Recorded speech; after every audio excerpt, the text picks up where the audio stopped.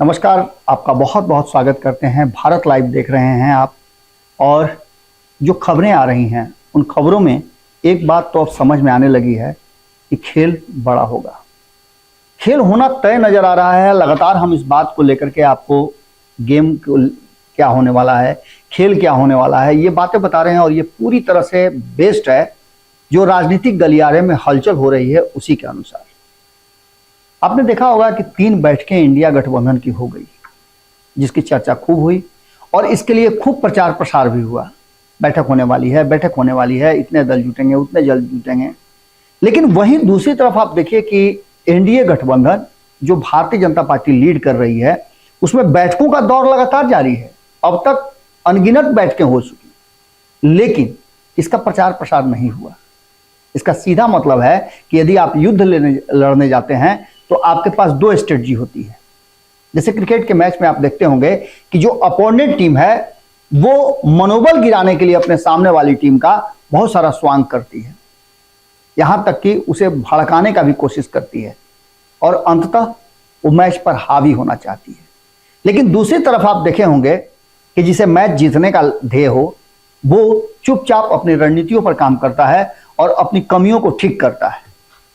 दोनों के बीच में अंतर यही है और इसके पीछे की राजनीति भी है कि हर किसी को एक दूसरे से, जो गठबंधन इंडिया गठबंधन बना है उसमें हर किसी को किसी ना किसी रूप में एक दूसरे से या तो विरोध करना है या एक दूसरे से फायदा उठाना है। बिहार में भी इसी तरह की बातें चल रही हैं और बिहार में तो एक्सट्रीम है एकदम। नीतीश कुमार से सीएम कुर्सी छीनने के लिए लगातार प्रयास किए जा रहे हैं। अब इस प्रयास से भले ही इनकार राष्ट्रीय जनता दल कर दे या फिर इससे पहले भारतीय जनता पार्टी कर दे। नीतीश कुमार ने साफ, जब 2022 के अगस्त में वो एनडीए से बाहर हो रहे थे तो उन्होंने कहा था कि हमारी पार्टी को ध्वस्त करने और हमारी कुर्सी छीनने का प्रयास भारतीय जनता पार्टी शुरू कर चुकी थी। इसके लिए वो स्ट्रेटजी बना रही थी, रणनीति बना रही थी। जैसे ही हमें पता चला हमने अपने आप को अलग कर लिया। अब दूसरी तरफ जब नीतीश कुमार आए हैं उसके बाद से 1 साल के इस कार्यकाल में आपने देखा कि पहला जो 3 महीना था वो बहुत बढ़िया गया। किसी ने किसी तरह का कोई अपोज नहीं किया, सिर्फ 2-3 बातें फ्रेम में रही। पहली ये कि लालू प्रसाद ने जैसे ही तेजस्वी यादव को पूरे अधिकार दिए पार्टी के सिंबल और नाम बदलने का, उसके बाद चर्चा शुरू हो गई कि दोनों पार्टी का विलय होगा। लेकिन इससे नीतीश कुमार ने इनकार किया। और वहीं दूसरी तरफ इनकार तो राष्ट्रीय जनता दल ने भी किया, लेकिन बहुत स्लाइटली किया। हालांकि इस पर कोई प्रतिरोध नहीं किया, सिंपल सी बात की कि नहीं, ऐसा कुछ नहीं है। लेकिन इस पर जम करके बोलने वालों में जदयू के नेता थे। दूसरी सबसे महत्वपूर्ण बात थी कि क्या नीतीश कुमार तेजस्वी यादव को कुर्सी हस्तांतरित करने वाले हैं। इस बात को लेकर के भी लगातार सवाल उठे और इन सवालों का जवाब अभी खोज ही रहे थे कि नीतीश कुमार को आगे आकर के बोलना पड़ा। जो नीतीश कुमार लगातार 3 महीना तक ये कहते रहे थे कि हमारे बात तो इन्हीं लोगों को देखना है, और इशारा उनके उंगली का तेजस्वी यादव की तरफ था। 3 महीना से 6 महीना तक ये सिलसिला चलता रहा और तब नीतीश कुमार का बयान आया कि 2025 तक तो वो कुर्सी पर हैं। जनता ने उन्हें 2025 तक मुख्यमंत्री की कुर्सी पर रहने का फरमान जारी किया है। अब इस बात को लेकर के निश्चित रूप से तेजस्वी यादव के खेमे में हलचल होनी थी। लालू प्रसाद ने पूरा मामला अपने हाथ में लिया और यहां से लालू प्रसाद का पूरा रणनीति शुरू हो गया। चाहे वो लालू प्रसाद का बयान हो, लालू प्रसाद का बार बार नीतीश कुमार को अपने आवास पर बुला करके मीटिंग करना हो, या लालू प्रसाद का नीतीश कुमार को भेजकर देश भर में अलग अलग राजनीतिक दलों को एकजुट करके इंडिया गठबंधन बनवाना हो, यह सब कुछ हो गया। लेकिन क्या जो सामने से नजर आ रहा है बात वही है? जानकारों की माने और जो चर्चाएं चल रही हैं राजनीतिक गलियारे में और मीडिया जगत में, वो साफ बता रही हैं कि कहीं ना कहीं नीतीश कुमार लालू के ब्लफ गेम में फंस गए हैं। आपने ताश का खेल देखा होगा, जिसमें 3 पत्ती का खेल जो होता है उसमें अक्सर आपने देखा होगा खिलाड़ियों को कि अपनी पत्ती देखते तक नहीं है और दांव चलते जाते हैं। इस तरह का भाव भंगिमा बनाते हैं जब पत्ती देख लेते हैं तो कि उनके पास सबसे मजबूत कार्ड है, यानी 3 इक्का है, और सामने वाले को और ज्यादा आगे बढ़ने के लिए ललचाते हैं। अंत में होता क्या है, या तो सामने वाला अपना हाथ खड़ा कर देता है या वो शो करवाता है।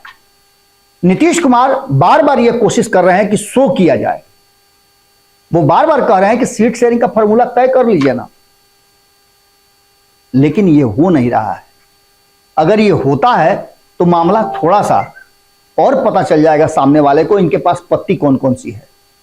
और लालू प्रसाद इस पत्ती को खोलना नहीं चाहते हैं। लालू प्रसाद को पता है कि 2024 के चुनाव से पहले अगर ये पत्ता खोल देते हैं, हालांकि आपको बता दें कि मुंबई बैठक में 30 दिनों का एक टेन्योर तय किया गया है सीट शेयरिंग के फॉर्मूले को सुलझा लेने का, लेकिन यह मामला इतना आसान लग नहीं रहा है, क्योंकि बिहार में जिस तरह की बातें सामने आ रही हैं और जो राष्ट्रीय जनता दल के तरफ से चीजें सुनने और समझने को मिल रही हैं, चाहे वो भीतर खाने में ही हो, कि समझौता 50-50 पर नहीं होना है।